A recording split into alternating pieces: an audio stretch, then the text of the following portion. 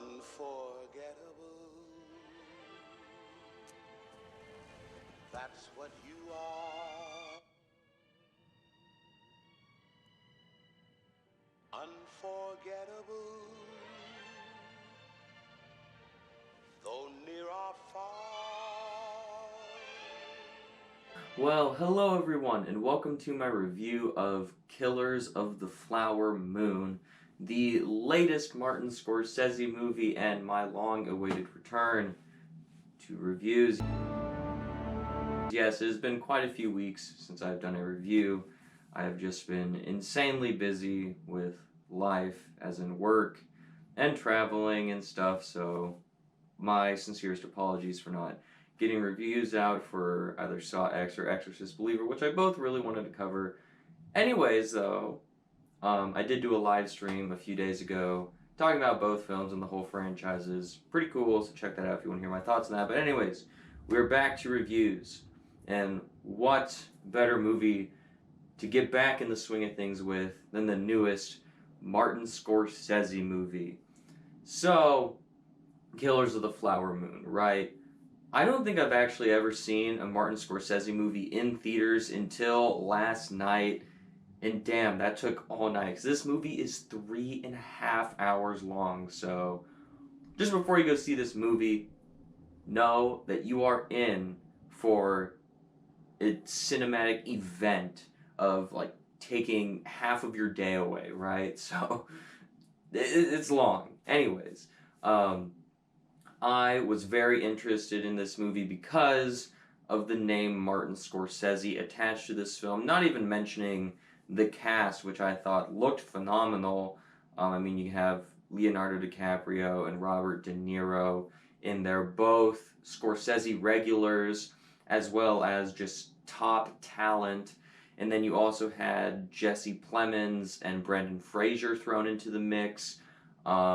And I love both of those guys, so the cast looked awesome, but mainly the big draw for me was the name Martin Scorsese, who is just one of the best directors of all time. I mean, this guy constantly churns out amazing, amazing films. You know, like, I don't think I've watched a single Scorsese film that I have disliked. Like, this guy is incredible when it comes to directing films. Personally, my favorite Scorsese film is The Departed, which, again, has Leonardo DiCaprio in there, but I love The Departed, and then so, yeah. I just really enjoy Scorsese's filmography, and so naturally, a new Scorsese film gets me excited. What made me even more excited about this film is that it was actually supposed to be an Apple TV Plus original film and just supposed to be on streaming. And then it premiered at, I believe, Sundance and got incredible reviews. And they're like, oh shit, we better put this in theaters. And so now it has a full theatrical release, and it deserves a full theatrical release. Come on, man. It's Scorsese. Don't relegate him to streaming service movies. Give that man as many theater showings as he wants, but yes. So, was Killers of the Flower Moon another amazing Scorsese movie, or was it just kind of a dud? You are about to find out. So, starting right off with the positives as always, come on, it's Scorsese. You know you're going to get a great film, and this film is no exception. This guy just knows how to direct and make quality films. Like, there's just, it's just like redundant at this point to say that Scorsese makes good films. You just expect that from the guy, to make these films that are so well crafted, you know, on like the technical side of filmmaking. You know, they're so well shot, so well written, so well acted, just all these things. Scorsese does it masterfully throughout his entire filmography, and this film is no exception. So, just as a film on the technical side, this film is immaculate. But diving specifically into what makes this film awesome, the performances in this film are so captivating. Like, obviously, I said you have Leonardo DiCaprio and Robert De Niro in here. Both are top talents, both of them giving incredible performances, where Leonardo DiCaprio is kind of this guy who's not very intelligent, and it's so interesting to see DiCaprio play that character because he's played some insanely smart characters. You know, like in Inception, Cobb, I would say, is a pretty intelligent character. And so, like, it's just so interesting to see Leonardo DiCaprio play this stupid guy, essentially. And it's so cool to see this guy's acting range because he is a top tier talent. And so, getting a little bit different performance from him is awesome. You get Robert De Niro in here, who plays this total, total scumbag. And, you know, maybe through like the first 20, 30 minutes, you're like, okay, it's just like a charming Robert De Niro performance. But then just as the movie goes on, just more layers and like the true nature and intentions of this character slowly get unraveled. And you just slowly start to dislike him more and more until like the end of the movie where you just flat out despise this character. And Robert De Niro plays him perfectly. And it's like, he's just incredible at it. Just like this slow descent into disliking this character that you initially thought was charming, and Robert De Niro makes you hate his character just because of the way he's so calm and stuff throughout like all these disgusting heinous acts throughout the entire film. He's just like so calm and just like well, oh well, and just like how fake his character can be in the movie. And just Robert De Niro, come on, is Robert De Niro, right? You also have to mention Lily Gladstone in here. Now, I'm not sure if I've actually ever seen her in anything else, and so her name attached to this movie didn't necessarily get me excited for the movie, but walking out of the movie, I can tell you that she did an incredible job. I mean, when you are going against DiCaprio and De Niro, and you still give an equally great performance, that says something about what Lily Gladstone brings to this film. Her characters and like her performance is quite different to theirs. Hers isn't quite as large of a personality because her character's more like quiet and a little bit more reserved and stuff. But like in the moments of, you know, her having a little bit of wit and stuff, she does really, really good. And you know, equally, excuse me, and equally gives just as good a performance as the two leading actors in this film. Also, you have your side characters in here with like Jesse Plemons in here, who is like your FBI investigator, and he's really good. I haven't seen him in a whole lot of things. I know him as Todd from Breaking Bad, so you always get someone from Breaking Bad into a film. That's awesome because Breaking Bad's awesome. You also get Brendan Fraser in here, who I'm a little bit on a Brendan Fraser high right now just after The Whale last year. I really enjoyed that film, and clearly a lot of people really enjoyed Brendan Fraser's performance because he did win that Oscar for Best Actor. So we know this guy can act, and he gives an awesome performance in here as being like this scummy lawyer in this movie, and it's just so fun to see Brendan Fraser play this, you know, shitty lawyer essentially who's like trying to manipulate people and stuff, so that's really cool.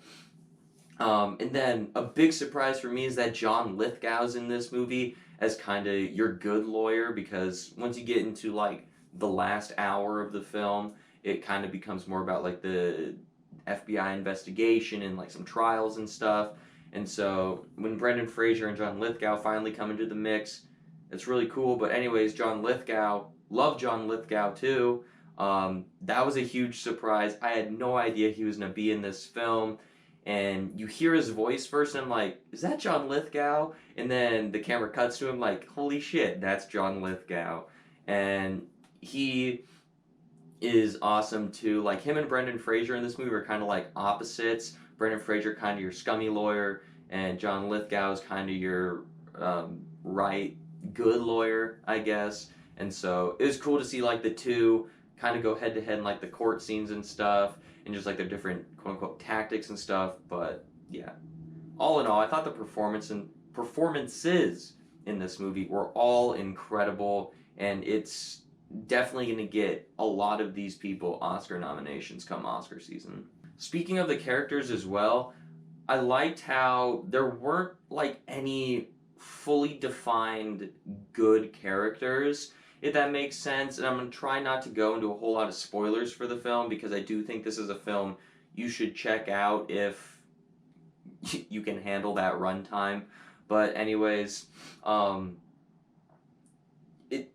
it's so interesting to me when a movie has these insanely complex characters to where they're not fully good and fully bad either.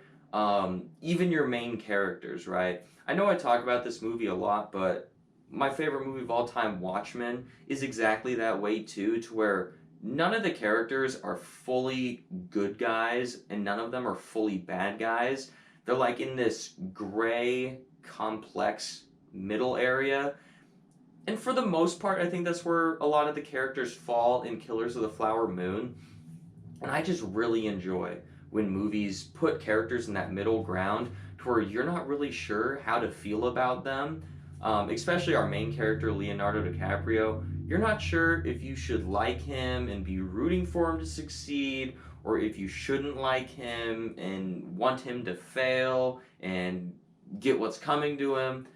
You don't really know throughout the whole time. And even after sleeping on the movie and doing my review the next day of the film, I'm still not sure if I should say that he was a good guy or a bad guy, because he's just in that gray area. And so I love when movies do that, to where you don't have defined good and bad. It just makes the characters so much better, makes your movie so much more interesting, so much more thought-provoking, and Killers of the Flower Moon does that, and it makes me happy, and I think it's something that the movie really excels at. Also, this is a very, very powerful film and powerful story. Now, it is based off the book, which is based off of true events, so it makes it that much more powerful once you know that it's based off true events. It's just such a deep and dense movie of like this story of the Osage people having all this wealth, and then the outside white man comes in and is trying to take the wealth because the white man has all this infrastructure stuff that they don't necessarily have, and so the white man just wants to take all their money essentially, because like their oil money, because they found oil on their reservation. And it's just like a very powerful story of that happening. Makes you think about, just this horrific true event in American history. And it's just, I don't know, it makes you feel sick to a certain degree, right? Because it's just like you're going through all these different murders and stuff, and it's just these Osage people getting murdered just because the white man wants to take their money. And so it's pretty powerful, dense, tough to watch stuff, but it's a very thought-provoking and amazing story. So yeah, I thought the story was very captivating. It had me engaged for most of the runtime. We'll get to that in a little bit, but yeah, when you have these horrific true events being put to screen, it's pretty profound getting to watch them unfold. Now, moving on to the mixed aspects of the film, this movie's not going to be for everyone. Now, while I do think you should go check this movie out if you're interested, and if you can sit through that long-ass runtime, this movie's not going to be for everyone. I mean, it's a 3.5-hour long historical drama about horrific true events. That's not going to interest a whole lot of people. Personally, I don't really see myself rewatching this film, no matter how much I'm praising it, no matter how much I love the film. I just don't really have a desire to sit through these events again in this length, too. So it's just not going to be for everyone. There is a lot of really tough stuff to watch when there's literally most of your plot of the film is people arranging hits on people just because they want to inherit their wealth and stuff, and it just shows people getting murdered in cold blood, and it's just like, it's tough to watch. It's so disgusting that this stuff actually happened, and it's not like some other film where you're like, okay, these are just made up characters. Like, no, this actually happened. And so it just adds this whole other layer of when you think about it. And it's not like against the film. Like, this didn't, it didn't ruin the film for me. I just think it's something that you should be aware of walking into this film, that it's just a pretty tough movie to watch. Also, complete side note, I should have mentioned this in the beginning part of the review, but the theater next to me was playing the Taylor Swift era tour, like, movie thing. And so when you're seeing people just get murdered in cold blood, and you're hearing Taylor Swift songs faintly in the background, it makes for an extremely odd and weird pairing that I never thought in my life I'd ever see someone getting murdered while you hear Taylor Swift pop music to the theater next to you. Odd as fuck experience. Anyways, yeah, this film's just not for everyone. So just be aware of that going into it, that it is quite a tough watch if you're not someone that can stomach events like this, someone that, gets extremely emotional in a film to where it's going to ruin your evening, going to make you upset, if that makes sense. So just be aware of that going into the film. And now let's move on to the negatives. I just have one negative today, the runtime. Like, I'm someone that doesn't usually bitch about long run times. There are people that hate long movie run times, and if that's something that you don't like, long movie run times, cool. I'm not someone that's personally bothered by a runtime. If a movie can merit its runtime, go right ahead. Be as long as you want, be as short as you want. But 3.5 hours is quite excessive. Even for Scorsese, this guy makes like 3-hour movies consistently. But this movie, I don't think needed to be 3.5 hours. I think they probably could have trimmed 45-ish minutes to this film. There is a lot of meandering in the first half of the film. You could have cut out some dialogue, could have made the movie flow a little bit better. I certainly did find myself wandering in my mind a few times in the film, just because it is such a slow pace and it is such a long film. And the really, really, really interesting stuff for me personally was the FBI investigation, which doesn't come in until like the last hour and a half, so more than halfway through the film. And so I did find my mind wandering quite a bit. I did actually pull my phone out and check the time twice in this film just to see where we were in the movie. And when I shit you not, I thought we were about an hour and a half into the film. I put on my phone, it was like 45 minutes, and I'm like, shit. And then I thought we were about 3 hours into the film again, and I pulled out my phone again, and I checked, we were only 2 hours into the movie. So it is just a very slow 3 hours. It's not like a fast-moving 3 hours. So they definitely could have trimmed some time to it. It's not a huge thing for me personally that like this destroyed the movie, but they definitely could have tightened up the film, not made it so long, could have trimmed some scenes, could have cut back on some stuff. They easily could have made this film sub 3 hours. So it's just kind of excessive in a way. And if you don't like movies that are extremely long, this one will be kind of tough for you to sit through, just because it is so long and so slowly paced that it will definitely test your patience. It tested mine, and I usually have pretty good patience when it comes to long-ass movies. But it's not a huge thing for me. It is something, though, that I think needs to be mentioned in the negatives. Overall, I thought this film was fantastic. This is one of my favorite films of the year. Not a movie I would definitely rewatch very often, not a movie I would recommend to a whole lot of people who aren't at least intrigued by it, but I do think it is worth your time if you are mildly interested in it. You just need to be aware that it is tough subject matter and it is a long and slow film.